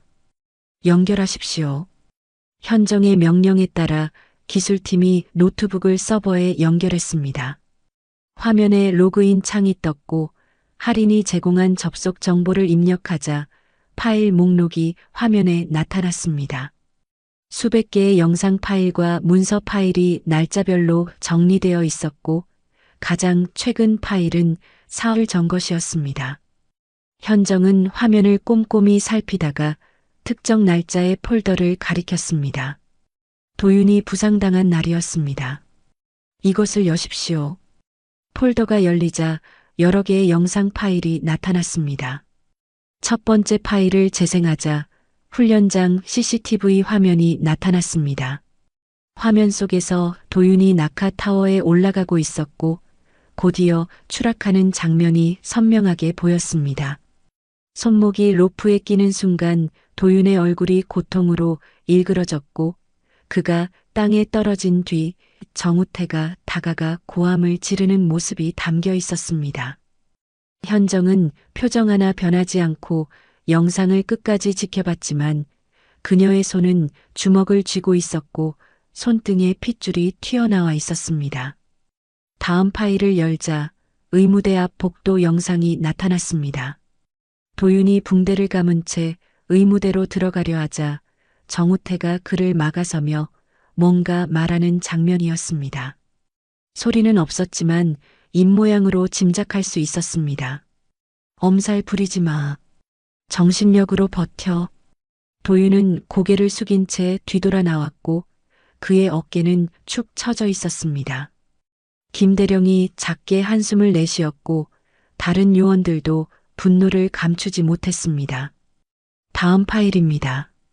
세 번째 파일은 더욱 충격적이었습니다. 야간 보급 창고 앞에서 정우태와 강윤석이 만나는 장면이었습니다. 45살의 강윤석 중령은 서류 가방을 들고 있었고 정우태에게 그것을 건네는 모습이 보였습니다. 둘은 주변을 살피며 짧은 대화를 나누었고 강윤석이 창고 안으로 들어가자 정우태가 문을 잠그는 장면까지 담겨 있었습니다. 타임스탬프를 확인하니 자정이 넘은 시각이었고 정상적인 근무 시간이 아니었습니다. 이건 명백한 비리입니다. 김대령의 말에 현정은 고개를 끄덕였습니다. 하지만 그녀는 거기서 멈추지 않았습니다. 계속 확인하십시오. 이것이 전부가 아닐 겁니다. 기술팀이 폴더를 하나씩 열어가며 확인하자 더 많은 증거들이 쏟아져 나왔습니다. 작년 12월부터 올해 2월까지 총 5차례에 걸쳐 보급 창고에서 야간 거래가 이루어졌고 매번 강윤석과 보급 담당 서진만 원사가 등장했습니다. 쉰둘의 서진만은 배가 나온 체격에 얼굴에는 늘 비위를 맞추는 듯한 미소가 걸려 있었습니다. 영상 속에서 그는 검은색 가방을 강윤석에게 건네고 있었고 강윤석은 그것을 확인한 뒤 고개를 끄덕이는 모습이 담겨 있었습니다. 문서 파일도 열어보십시오. 기술팀이 문서 폴더를 열자 엑셀 파일 여러 개가 나타났습니다. 첫 번째 파일을 열자 보급품 납품 내역이 정리되어 있었습니다. 하지만 이상한 점이 있었습니다. 공식 장부와 금액이 달랐고 같은 품목인데도 단가가 2배 이상 차이가 났습니다. 김 대령이 계산기를 두드리며 확인하자 그의 얼굴이 굳었습니다. 군단장님, 이건 리베이트 장부입니다. 작년 한 해 동안만 약 3억 원이 빠져나간 것으로 보입니다. 누구에게 갔습니까? 코드명으로 표시되어 있습니다. A17, C24. 하지만 거래 날짜와 영상을 대조하면 인물 특정이 가능할 겁니다. 현정은 화면을 응시했습니다. 그녀의 눈빛은 얼음처럼 차가웠고 입술은 가늘게 다물어져 있었습니다. 이것은 예상했던 것보다 훨씬 큰 조직적 비리였습니다. 단순히 한 병사를 방치한 것이 아니라 부대 전체를 좀먹는 카르텔이 존재했던 것이었습니다. 모든 파일을 복사하십시오. 그리고 원본 서버는 증거물로 봉인합니다. 작업이 진행되는 동안 현정은 창밖을 바라봤습니다. 동쪽 하늘이 조금씩 밝아오고 있었고 새벽 공기는 차갑고 맑았습니다. 그녀는 생각했습니다. 이 모든 비리의 정점에는 누가 있을까? 강윤석은 실무자일 뿐 그 위에 누군가 더 있을 것이라는 확신이 들었습니다. 그리고 그 누군가는 오재현일 가능성이 높았습니다. 군단장님, 추가 폴더가 있습니다. 기술팀의 말에 현정이 돌아섰습니다. 화면에는 특수 폴더 하나가 표시되어 있었고 이름은 무기고였습니다. 폴더를 열자 출입 기록 파일이 나타났습니다. 정상적인 무기고 출입은 주간에만 이루어져야 하지만 이 기록에는 야간 출입이 수십 건 기록되어 있었습니다. 그리고 출입자 명단에는 강윤석과 함께 한소령의 이름도 포함되어 있었습니다. 헌병 수사관이 무기고에 무슨 용무가 있었겠습니까? 김 대령의 질문에 아무도 대답하지 못했습니다. 하지만 모두가 알고 있었습니다. 이것은 정상적인 출입이 아니라는 것을요. 현정은 파일을 닫고 기술팀에게 지시했습니다. 한소령의 동선을 추적하십시오.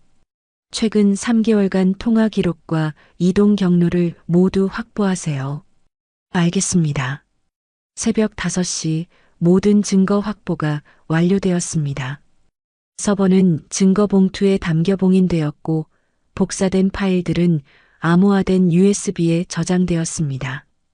현정은 일행을 이끌고 위병소를 나섰습니다. 밖으로 나오자 동쪽 하늘이 붉게 물들고 있었고 새벽 점호를 알리는 나팔 소리가 멀리서 들려왔습니다. 병사들이 하나둘 막사에서 나와 광장으로 모이고 있었고 평범한 하루가 시작되는 것처럼 보였습니다. 하지만 현정은 알고 있었습니다. 이제 이 부대의 하루하루는 평범하지 않을 것이라는 것을요. 오늘 확보한 증거들은 조직 전체를 뒤흔들 폭탄이었고 곧 모든 것이 수면 위로 드러날 것이었습니다. 그녀는 차에 오르며 김 대령에게 말했습니다. 오늘 오전 중으로 긴급 회의를 소집하십시오. 국방부 감찰관과 군 검찰을 모두 불러들이세요. 그리고 강윤석 중령과 서진만 원사를 즉시 소환 조사하십시오. 한소령은 어떻게 하겠습니까? 아직 건드리지 마십시오. 그가 누구와 연락하는지 지켜봐야 합니다. 꼬리가 몸통을 드러내게 할 겁니다. 차량이 출발했고 현정은 창밖으로 707 특임대 건물들을 바라봤습니다. 저 안 어딘가에 아들이 있어야 했지만 지금 도윤은 수도병원에서 치료를 받고 있었습니다. 그녀는 주머니에서 휴대전화를 꺼내 병원 측에서 온 메시지를 확인했습니다. 수술 성공적으로 완료. 회복 중. 짧은 문장이었지만 현정의 가슴을 따뜻하게 만들었습니다. 아들은 살아났고 이제 이 썩은 조직도 살려낼 차례였습니다. 태양이 완전히 떠올랐고 부대 전체가 아침 햇살에 물들었습니다. 하지만 그 밝은 햇살 아래 감춰진 어둠이 곧 드러날 것이었습니다. 현정은 눈을 감고 깊게 숨을 들이마셨습니다. 이제 진짜 전쟁이 시작되는 것이었습니다. 정의를 위한, 진실을 위한, 그리고 이 땅의 모든 병사들을 위한 전쟁이 말이죠. 사건 발생 한 달 후 제7기동군단 대강당에는 수백 개의 의자가 빼곡히 놓여 있었습니다. 오전 9시부터 시작될 공개 청문회를 위해 언론사 기자들이 카메라를 설치하고 있었고 국회 국방위원회 보좌관들이 자료를 정리하며 자리를 잡았습니다. 강당 앞쪽에는 증인석과 조사관석이 마련되어 있었고 그 뒤로 대형 스크린이 설치되어 있었습니다. 방청석에는 장병 가족들과 군 관계자들이 앉아 있었고 모두의 얼굴에는 긴장감이 역력했습니다. 이 청문회는 단순한 조사 보고가 아니라 군 조직 전체를 뒤흔들 역사적 사건이 될 것이라는 것을 모두가 알고 있었습니다. 9시 정각 강당 뒤편문이 열리며 현정이 들어왔습니다. 그녀는 정복 차림에 어깨 위 별 3개를 단정히 달고 있었고 손에는 두툼한 서류 뭉치를 들고 있었습니다. 그녀가 단상 위로 올라가자 강당 안의 모든 사람이 일어나 경례를 올렸고 카메라 플래시가 일제히 터졌습니다. 현정은 짧게 답례한 뒤 마이크 앞에 섰습니다. 그녀의 목소리는 차분했지만 강당 구석구석까지 또렷하게 울려 퍼졌습니다. 오늘 이 자리는 한 병사의 부상 사건에서 시작되었지만 우리 군 조직 전체를 돌아보는 자리가 될 것입니다. 진실은 때로 고통스럽지만 그 고통을 피하면 더 큰 병이 됩니다. 오늘 우리는 그 병을 도려내겠습니다. 그녀의 선언이 끝나자 강당 안이 숨죽였습니다. 현정은 첫 번째 증인 호출을 지시했고 문이 열리며 유아린이 증인석으로 걸어 들어왔습니다.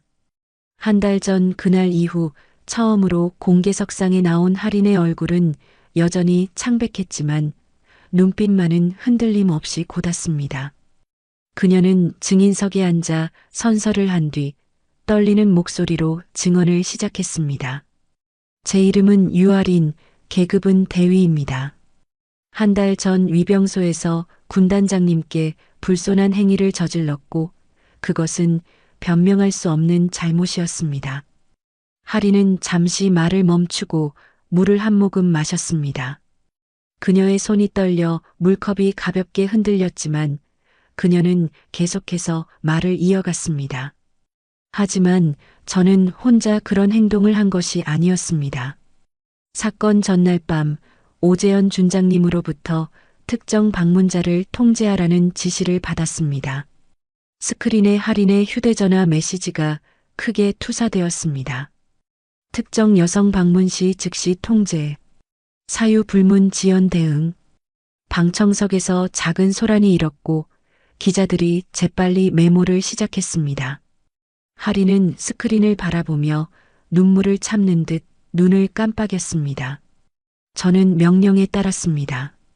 명령 뒤에 숨어서 한 사람을 모욕했습니다. 그날 저는 규정이 아니라 비겁함 뒤에 숨었던 겁니다. 그녀의 고백은 진실했고 강당 안의 공기가 무거워졌습니다. 현정은 할인을 조용히 바라보다가 질문했습니다. 대위, 그 명령이 정당하다고 생각했습니까? 아니었습니다. 하지만 거부할 용기가 없었습니다. 지금은 그 용기가 있습니까? 하리는 고개를 들어 현정을 똑바로 바라봤습니다. 그녀의 눈에는 눈물이 고여 있었지만 목소리만은 또렷했습니다. 있습니다. 그래서 이 자리에 섰습니다. 박수가 터져 나왔습니다. 방청석의 몇몇 사람들이 먼저 손뼉을 치기 시작했고 곧 강당 전체로 박수가 퍼져나갔습니다. 하리는 얼굴을 손으로 가리고 흐느꼈고 현정은 그녀가 진정할 때까지 기다렸습니다. 잠시 후 하린이 증인석에서 내려갔고 다음 증인이 호출되었습니다. 강윤석 중령, 입장하십시오. 문이 열리고 수갑을 찬 강윤석이 헌병의 호송을 받으며 들어왔습니다. 45살의 그는 한 달 전과 달리 수척해진 모습이었고 정복이 아닌 평복 차림이었습니다. 그는 증인석에 앉자마자 고개를 떨구었고 시선을 바닥에 고정시켰습니다.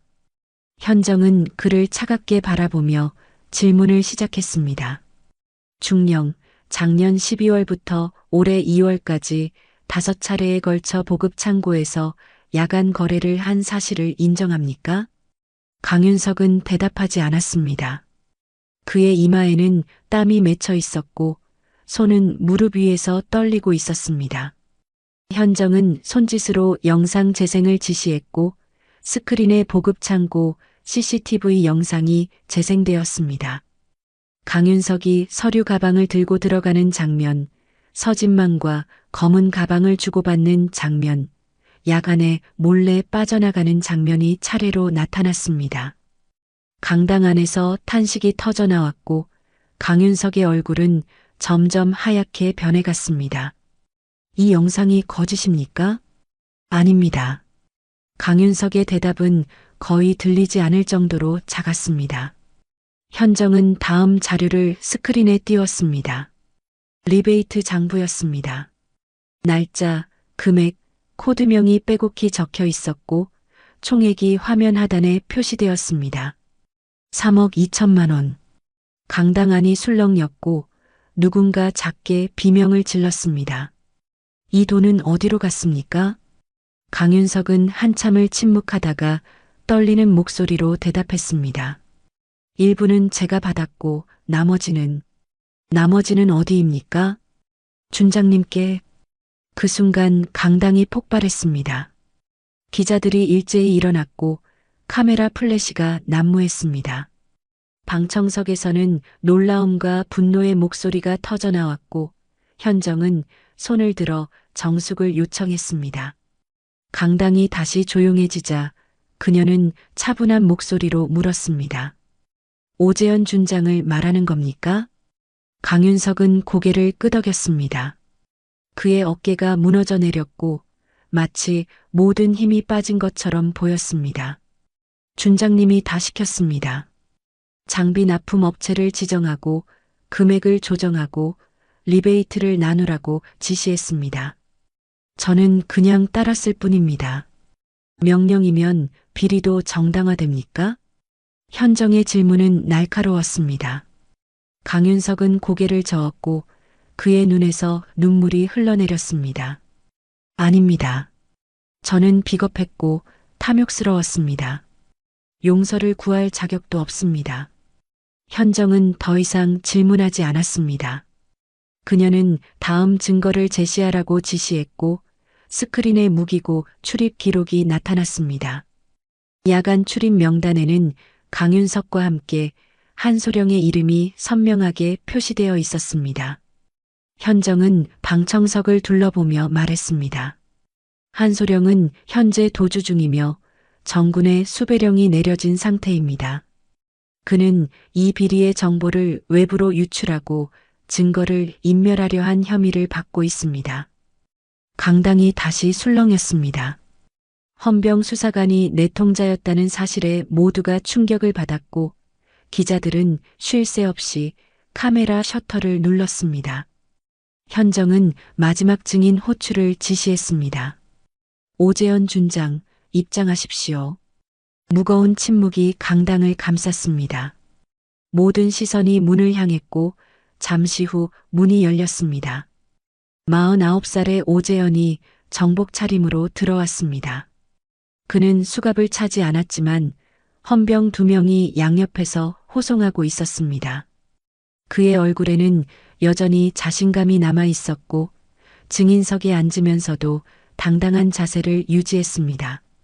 현정은 그를 차갑게 바라보며 입을 열었습니다. 준장, 이 모든 비리의 배후가 당신입니까? 오재현은 비웃듯 웃었습니다. 그의 목소리는 여전히 낮고 차분했습니다. 군단장님, 군은 시스템입니다. 시스템 안에서 모든 사람은 자기 역할을 할 뿐입니다. 시스템이 사람을 버릴 때 그건 더 이상 군이 아닙니다. 현정의 말에 강당 안의 모든 사람이 숨을 죽였습니다. 두 사람의 눈빛이 공중에서 부딪혔고 긴장감이 최고조에 달했습니다. 현정은 천천히 마지막 증거를 스크린에 띄웠습니다. 오재현의 계좌 입금 내역이었습니다. 작년 한 해 동안 10여 차례에 걸쳐 수천만 원씩 입금된 기록이 선명하게 나타났고 입금자는 모두 방산업체들이었습니다. 이것도 시스템입니까? 오재현의 얼굴에서 자신감이 사라졌습니다. 그의 손이 떨리기 시작했고 이마에 식은땀이 맺혔습니다. 현정은 앞으로 한 걸음 다가서며 단호하게 말했습니다. 명령은 사람을 지키기 위해 있습니다. 명령이 권력의 방패가 되는 순간 그것은 폭력입니다. 준장, 당신은 그 폭력의 정점에 있었습니다. 오재현은 더 이상 대답하지 못했습니다. 그의 어깨가 축 처졌고 마침내 고개를 떨구었습니다. 강당 안에서 박수가 터져나왔고 곧 기립박수로 이어졌습니다. 현정은 그 박수를 받으며 단상에 섰고 그녀의 눈빛에는 비로소 안도감이 스쳐 지나갔습니다. 정의는 때로 더디지만 결국 도착한다는 것을 모두가 목격한 순간이었습니다. 청문회가 끝난 지 사흘 후 군 검찰은 공식 기소 내용을 발표했습니다. 국방부 브리핑룸에는 수십 명의 기자가 몰려들었고 카메라 플래시가 끊임없이 터졌습니다. 검찰 대변인이 브리핑 자료를 펼치며 차분한 목소리로 발표를 시작했습니다. 오재현 준장은 알선수재와 직권남용, 증거인멸 교사 혐의로 구속 기소되었고 강윤석 중령은 횡령과 배임 혐의로 함께 기소되었습니다. 정우태 대위는 가혹행위와 직무유기로 파면 처분을 받았으며 서진만 원사는 뇌물수수 혐의로 불구속 기소되었습니다. 그리고 도주 중이던 한소령은 이틀 전 국경 부근에서 체포되어 현재 조사를 받고 있다는 소식도 전해졌습니다. 뉴스는 이 사건을 일제히 보도했습니다. 군피아 카르텔 붕괴, 별 3개의 정에 썩은 조직, 칼로 도려내다 같은 헤드라인이 신문 일면을 장식했고 방송에서는 청문회 장면을 반복해서 내보냈습니다. 특히 현정이 오재현에게 던진 명령은 방패가 아니다라는 말은 명언으로 회자되며 사람들의 입에 오르내렸습니다. 여론은 들끓었고 국민들은 환호했습니다. 오랫동안 감춰져 있던 군 내부의 부패가 마침내 수면 위로 드러났고 정의가 승리했다는 안도감이 사회 전체를 감싸고 있었습니다. 청문회 일주일 후 대통령은 청와대 영빈관에서 특별 기자회견을 열었습니다. 그는 단상에 서서 엄숙한 표정으로 발표문을 읽었습니다. 이번 사건은 우리 군이 스스로를 정화할 수 있다는 것을 보여준 역사적 사건입니다. 이현정 군단장의 용기와 결단은 대한민국 모든 군인의 귀감이 될 것입니다. 앞으로 정부는 군 인권 보호와 투명한 조직 문화 정착을 위해 모든 노력을 다할 것입니다. 그는 발표를 마치며 현정의 공로를 치하하고 그녀를 국방부 정책실장으로 임명한다는 소식을 전했습니다. 박수가 터져나왔고 기자들은 일제히 질문을 쏟아냈습니다. 하지만 정작 현정은 그 자리에 없었습니다. 그녀는 그 시각 수도병원에 있었습니다. 병원 12층 정형외과 병동은 조용했습니다. 복도를 따라 햇살이 들어오고 있었고 간호사들이 조용히 업무를 보고 있었습니다. 현정은 복도 끝 병실 문 앞에 서서 잠시 숨을 고르고 있었습니다. 손에는 작은 과일 바구니가 들려 있었고 그 안에는 귤과 사과가 정성스럽게 담겨 있었습니다. 그녀는 문을 조심스럽게 노크한 뒤 안으로 들어갔습니다. 병실 안에서 도윤이 침대에 앉아 창밖을 바라보고 있었습니다. 왼손에는 아직 깁스가 되어 있었지만 얼굴색은 한 달 전보다 훨씬 좋아 보였습니다. 그는 문 열리는 소리에 고개를 돌렸고 어머니를 보자 환하게 웃었습니다. 엄마, 도윤아. 현정은 과일 바구니를 테이블 위에 내려놓고 아들 옆에 앉았습니다. 그녀의 눈에는 눈물이 맺혀 있었고 도윤의 손을 조심스럽게 잡았습니다. 깁스 위로 도윤의 손가락이 살짝 움직였고 현정은 그 작은 움직임에 안도의 한숨을 내쉬었습니다. 손은 어때? 많이 좋아졌어요. 의사 선생님이 재활 잘하면 완전히 회복될 거라고 하셨어요. 다행이다. 현정은 아들의 머리를 쓰다듬었습니다. 그녀는 군단장도 아니고 장성도 아닌 그저 한 아이의 어머니였습니다. 도윤은 어머니의 손을 잡으며 조용히 말했습니다. 엄마, 뉴스 다 봤어요. 청문회에서 하신 말씀들도요. 자랑스러웠어요. 너를 지키지 못해서 미안해. 지켜주셨잖아요. 엄마가 아니었으면 저는 지금도 그곳에서 아파하고 있었을 거예요. 둘은 한동안 말없이 손을 잡고 있었습니다. 창밖으로 햇살이 따스하게 들어왔고 병실은 평화로웠습니다. 현정은 과일 바구니에서 귤 하나를 꺼내 도윤에게 건넸습니다. 한 달 전 위병소 앞에서 바닥에 굴렀던 그 귤처럼 노란 귤이었지만 이제는 아무도 그것을 짓밟지 않았습니다. 같은 시각 707 특임대에서는 대대적인 인사 개편이 진행되고 있었습니다. 정우태의 자리에는 새로운 중대장이 부임했고 강윤석이 있던 작전 참모실에는 투명성과 청렴함으로 소문난 소령이 배치되었습니다. 보급 창고는 전면 감사를 받았고 모든 장비와 물품이 재점검되었습니다. 위병소에는 새로운 규정이 붙었습니다. 면회 음식물 반입 시 검사 후 허가, 면회 제한 시 반드시 서면, 사유 제시, 모든 면회 과정은 녹화 및 보관, 부대 전체가 변화하고 있었습니다. 훈련장에도 변화가 찾아왔습니다. 낙하 훈련 전 안전 점검이 2배로 강화되었고 부상자 발생 시 즉시 의무대 이송이 의무화되었습니다. 가혹행위 신고 전화가 개설되었고 익명 보장 시스템이 도입되었습니다. 그리고 무엇보다 중요한 변화는 병사들의 얼굴에서 두려움이 사라지기 시작했다는 것이었습니다. 그들은 이제 부당한 명령이 아니오라고 말할 수 있다는 것을 알았고 자신들을 지켜줄 시스템이 있다는 것을 믿게 되었습니다. 한 달 후 국방부는 군 인권보호 3단계 개혁안을 발표했습니다. 첫 번째 단계는 장비 검수 전산화로 모든 장비 구매와 점검 과정이 실시간으로 기록되고 투명하게 공개되는 시스템이었습니다. 두 번째는 의무반 진료 실시간 기록 시스템으로 모든 진료 내역이 중앙 서버에 자동 저장되어 조작이 불가능하도록 만들었습니다. 세 번째는 익명 신고 및 보호 시스템 강화로 부당한 대우를 받는 병사들이 안전하게 신고할 수 있는 통로를 여러 개 마련했습니다. 국방부 장관은 기자회견에서 이렇게 밝혔습니다. 이 개혁안은 1년 동안 시범 운영 후 정군으로 확대될 예정입니다. 우리의 목표는 명령이 아니라 사람을 중심에 둔 군대를 만드는 것입니다. 그로부터 2달 후 도윤은 완전히 회복되어 병원에서 퇴원했습니다.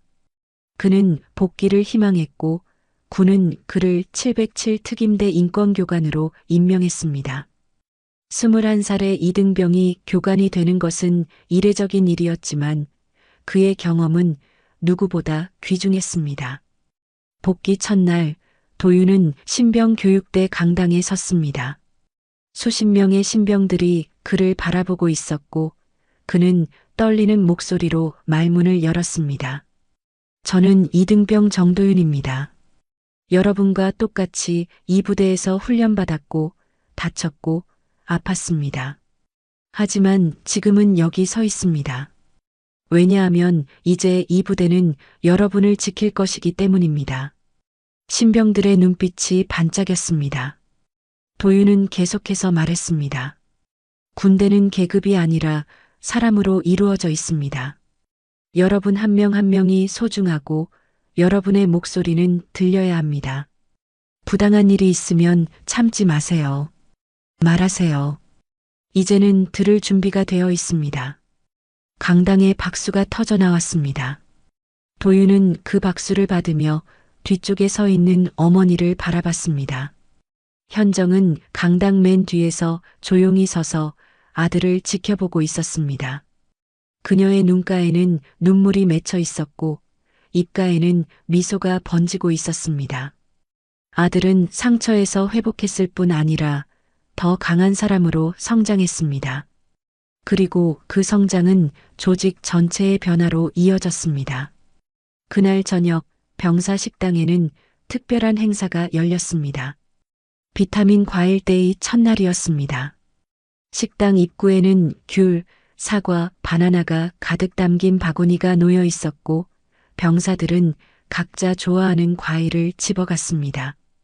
웃음소리가 식당을 가득 채웠고 누군가는 이거 진짜 맛있다며 감탄했습니다. 현정은 식당 밖에서 그 모습을 지켜보며 조용히 미소 지었습니다. 한 달 전 바닥에 굴렀던 과일들이 이제는 병사들의 웃음이 되어 돌아왔습니다. 밤이 깊어가고 부대는 조용해졌습니다. 현정은 집무실에 홀로 앉아 창밖을 바라봤습니다. 별이 총총히 빛나고 있었고 그중 유난히 밝은 별 3개가 나란히 떠 있었습니다. 그녀는 어깨 위 별을 내려다봤습니다. 계급장에 박힌 별 3개. 그것은 권력이 아니라 책임의 무게였고 명령이 아니라 보호의 의지였습니다. 현정은 조용히 중얼거렸습니다. 이제는 계급이 아니라 양심이 조직을 움직이는 군대가 되었으면 좋겠습니다. 그녀의 말은 밤바람을 타고 부대 전체로 퍼져나가는 것 같았습니다. 폭풍은 지나갔고 이제 빛이 찾아왔습니다. 사건이 일단락된 지 6개월이 흘렀습니다. 가을이 깊어가는 토요일 오후 현정은 평복 차림으로 재래시장을 걷고 있었습니다.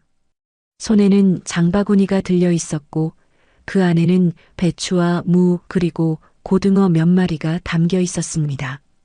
군단장직을 마치고 국방부 정책실장으로 자리를 옮긴 뒤 그녀는 주말이면 이렇게 평범한 일상을 보내곤 했습니다.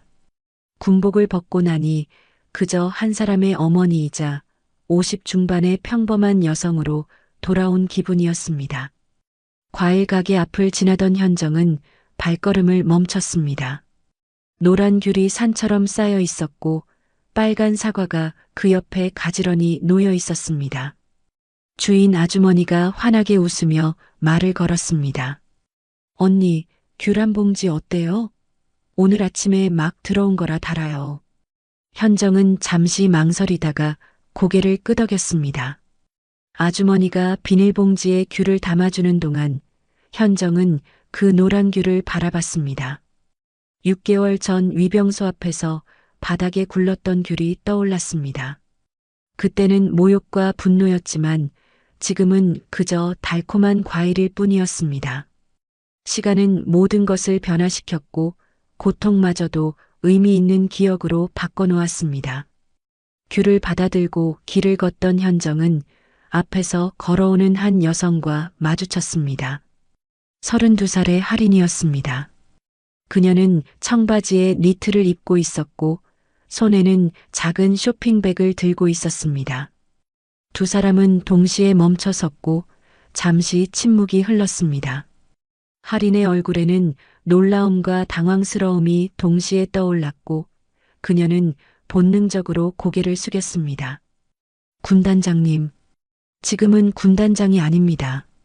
그냥 평범한 사람입니다. 현정의 목소리는 부드러웠습니다. 할인은 천천히 고개를 들었고 현정의 눈을 바라봤습니다. 6개월 전 청문회에서 만났을 때와는 달리 지금 현정의 눈빛에는 따뜻함이 담겨 있었습니다. 할인은 입술을 깨물며 말했습니다. 죄송합니다. 아직도 그날 일이. 저도 압니다. 과거는 지울 수 없죠. 하지만 과거에 갇혀 살 필요는 없습니다. 현정은 손에 들고 있던 귤 봉지를 할인에게 내밀었습니다. 할인은 어리둥절한 표정으로 그것을 바라봤고 현정은 미소를 지으며 말했습니다. 받으세요. 맛있을 거예요. 할인의 눈에 눈물이 맺히기 시작했습니다. 그녀는 떨리는 손으로 귤 봉지를 받았고 그것을 꼭 안았습니다. 6개월 전 자신이 발로 차버렸던 그 과일이 이제는 용서의 상징처럼 느껴졌습니다. 그녀는 울먹이며 말했습니다. 저는 아직 용서받을 자격이 없습니다. 매일 밤 그날 일이 생각나고 제가 얼마나 비겁했는지 떠올립니다. 대위는 이미 용기를 보여줬습니다. 청문회에서 진실을 말했고 그 덕분에 많은 이들이 구원받았어요. 현정은 할인의 어깨에 손을 올렸습니다. 그 손길은 따뜻했고 할인은 그 온기에 더 이상 눈물을 참을 수 없었습니다. 그녀는 시장 한복판에서 소리 없이 울었고 현정은 말없이 그녀 곁에 서 있었습니다. 지나가는 사람들이 둘을 쳐다봤지만 현정은 개의치 않았습니다. 용서는 조용한 곳에서만 이루어지는 것이 아니었습니다.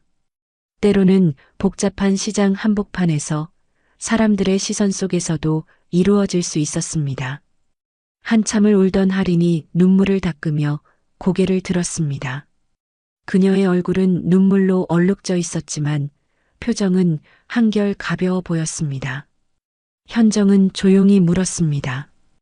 요즘 뭐하고 지내세요? 군사학교에서 인권교육 강사로 일하고 있습니다. 신병들에게 제 이야기를 들려주고 용기가 무엇인지 가르치고 있어요. 잘하고 있네요. 처음에는 제가 그런 자격이 있나 싶었습니다. 하지만 교육생들을 보면서 깨달았어요. 제 실수가 누군가에게는 교훈이 될 수 있다는 것을요. 현정은 고개를 끄덕였습니다. 할인은 계속해서 말했습니다.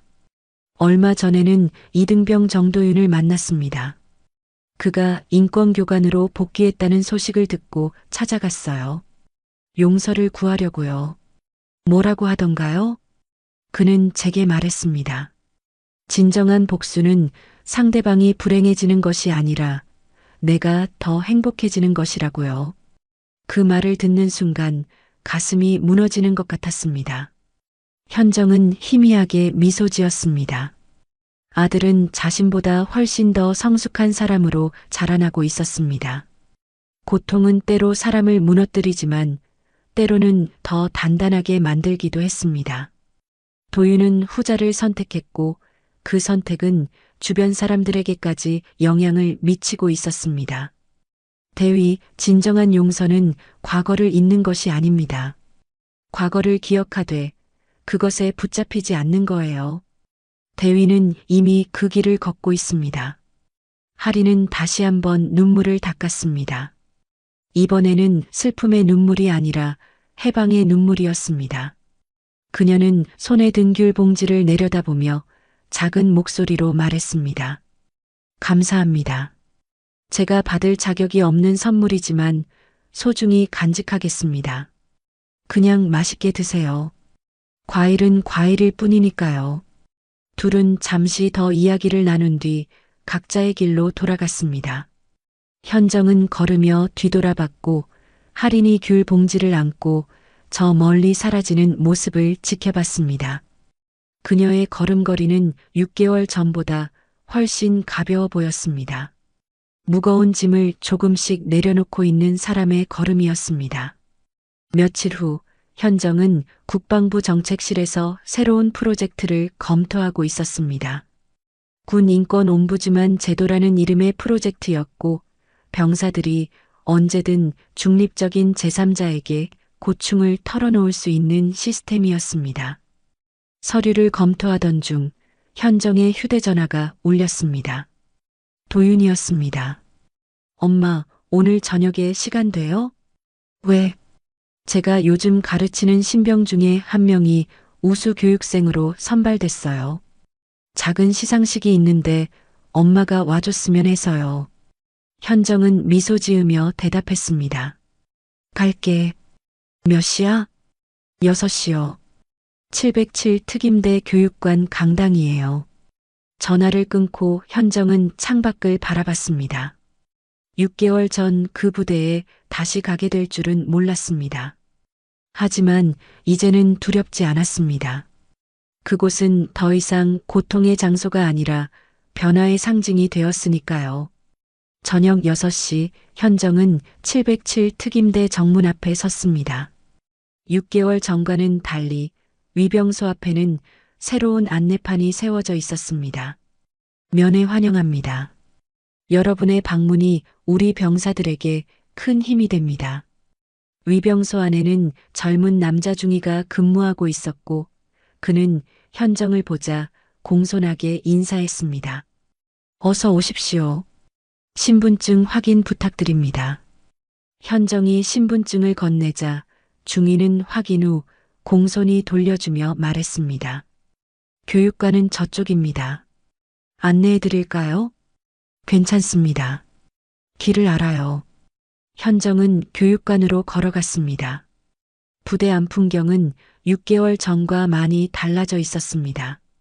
병사들의 얼굴에는 웃음이 있었고 훈련장에서는 교관이 병사에게 격려의 말을 건네는 모습이 보였습니다. 모든 것이 조금씩 나아지고 있었습니다. 교육관 강당에 들어서자 이미 많은 사람이 앉아 있었습니다.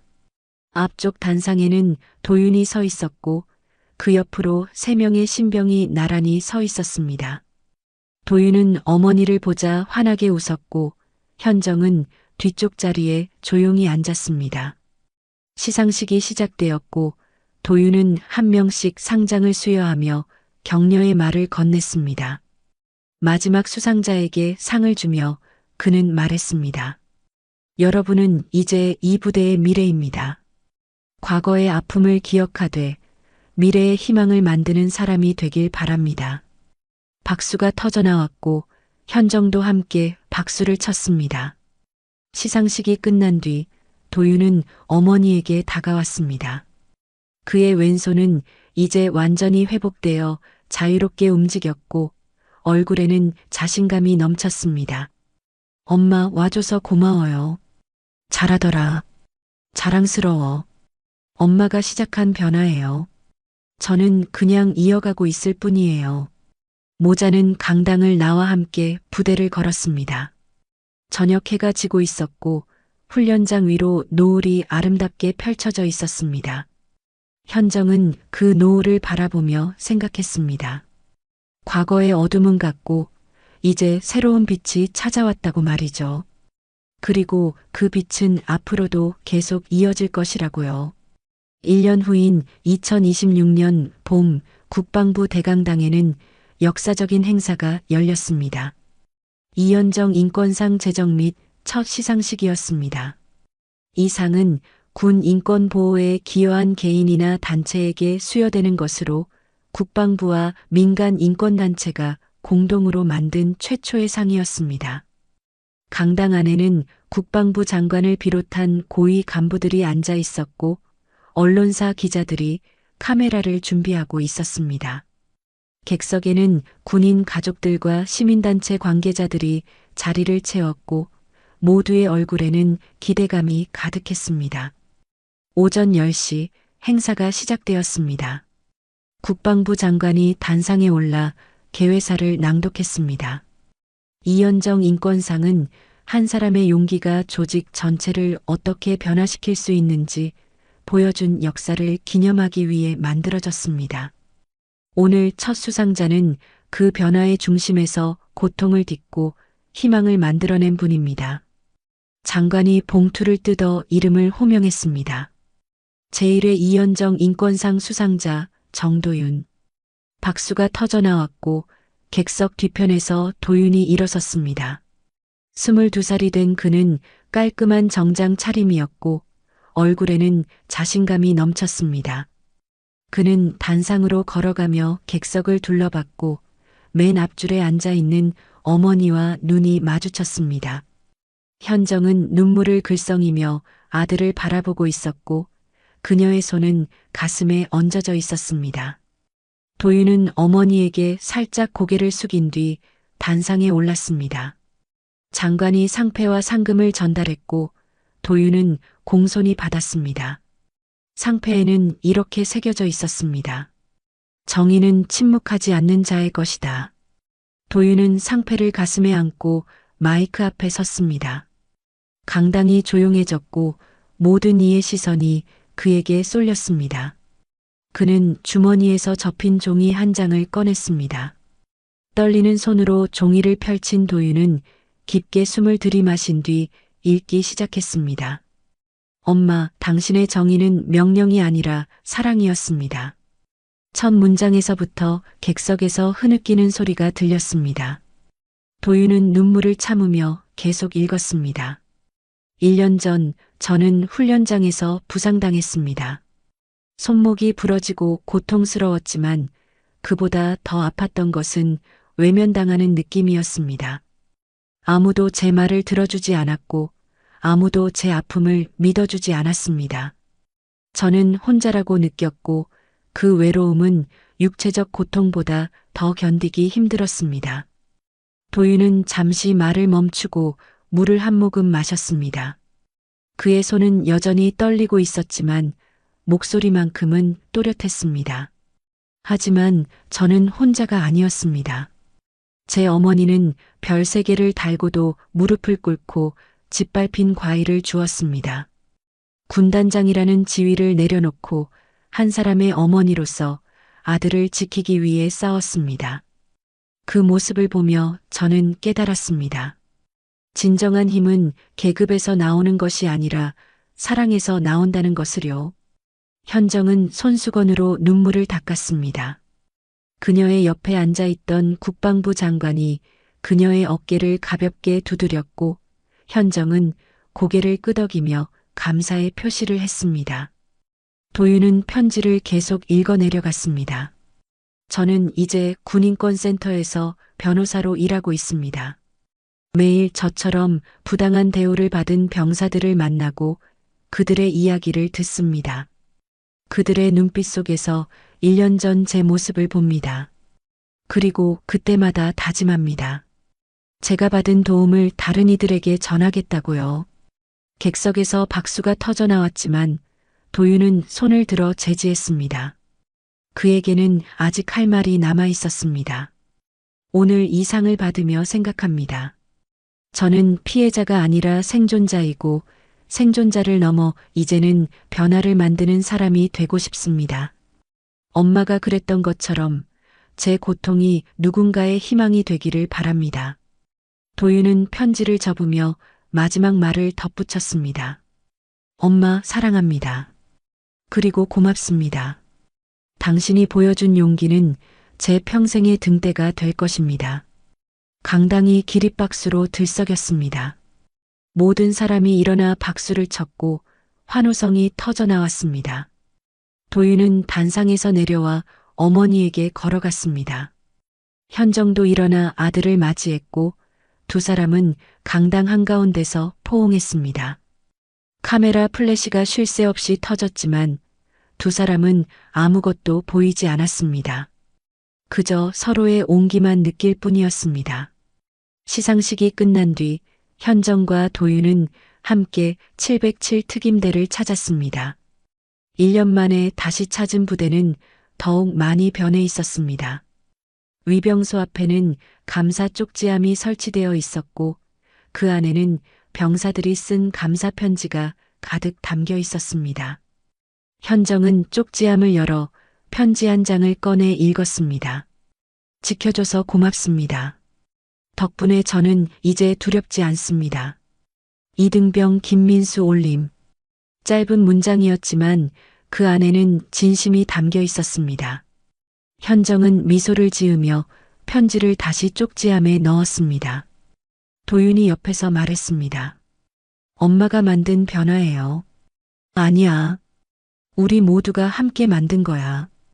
두 사람은 훈련장을 걸었습니다. 병사들이 훈련을 받고 있었고 교관이 격려의 말을 건네는 소리가 들렸습니다. 의무대 앞에는 즉시 진료, 즉시 기록이라는 현수막이 걸려 있었고 보급창고에는 투명한 유리창이 설치되어 내부가 훤히 보였습니다. 모든 것이 투명해지고 모든 것이 사람을 향하고 있었습니다. 병사 식당 앞을 지나던 현정은 발걸음을 멈췄습니다.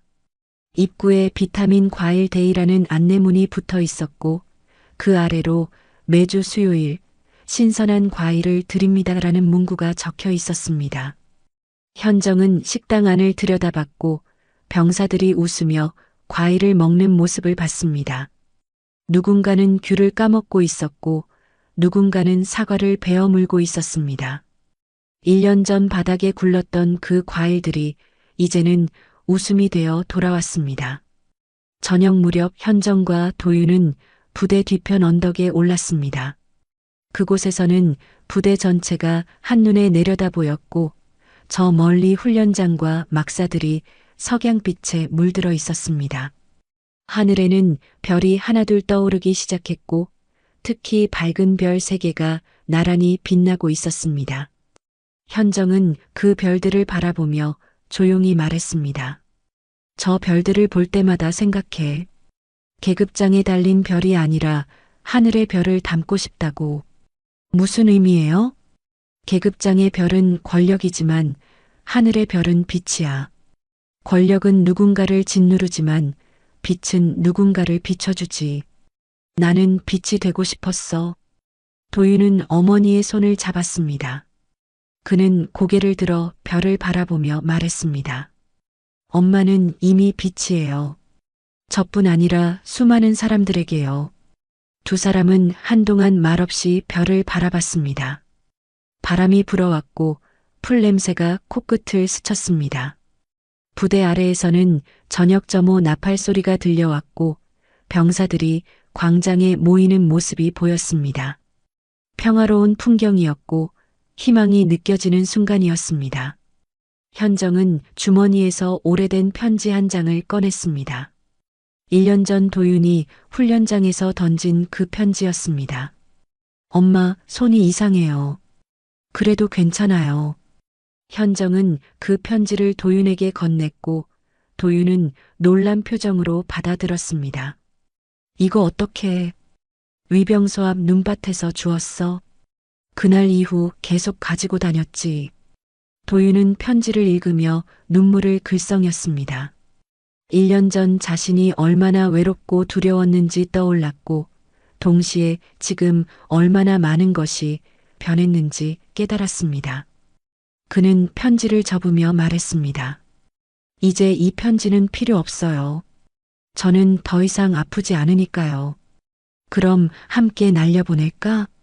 현정과 도윤은 편지를 함께 공중으로 던졌습니다. 편지는 바람을 타고 천천히 날아갔고 석양빛을 받아 반짝이며 멀리 사라졌습니다. 과거의 아픔도 고통도 외로움도 함께 날아가는 것 같았습니다. 두 사람은 손을 잡고 언덕을 내려왔고 부대 정문을 향해 걸었습니다. 정문을 나서며 현정은 뒤돌아 부대를 바라봤습니다. 그리고 조용히 중얼거렸습니다. 계급은 어깨에, 양심은 가슴에. 그 말은 바람을 타고 부대 안으로 퍼져나가는 것 같았습니다. 하늘 위로 별 3개가 더욱 밝게 빛나고 있었고 그 빛은 이제 한 사람의 것이 아니라 모두의 것이 되었습니다. 현정과 도윤은 함께 걸어갔고 그들의 뒷모습은 석양 속으로 천천히 사라졌습니다. 하지만 그들이 남긴 변화는 사라지지 않고 계속 이어질 것이었습니다. 과일 상자와 별 3개가 만들어낸 기적은 이제 시작이었으니까요. 여러분, 오늘 이야기는 어떠셨나요? 혹시 주변에서 부당한 일을 겪었지만 침묵해야 했던 경험이 있으신가요? 아니면 용기를 내어 목소리를 낸 순간이 있으셨는지요? 작은 과일 상자 하나가 큰 변화를 만들어낸 것처럼 여러분의 작은 용기도 세상을 바꿀 수 있습니다. 여러분께서 겪으신 이야기 또는 들려주고 싶은 사연이 있다면 언제든 보내주세요. 여러분의 목소리를 기다리겠습니다.